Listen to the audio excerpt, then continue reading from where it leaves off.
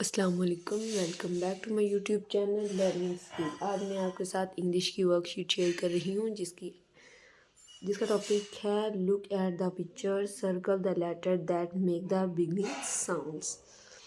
इन pictures के according जो हम स्टार्ट होने वाला लेटर है हमने उन्हें सर्कल करना है। चलो स्टार्ट करते हैं।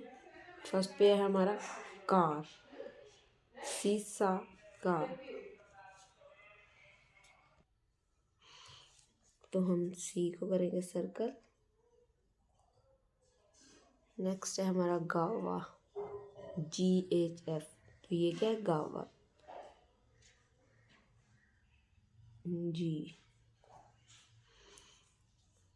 काइट है IKL, तो ये है के का काइट। XYW, ये यॉर्क, वाई या यॉर्क। लास्ट पे है हमारा एलिफेंट, एलिफेंट, ये CAE, तो हम करेंगे ई को सॉरी। ये हमारा हो गया।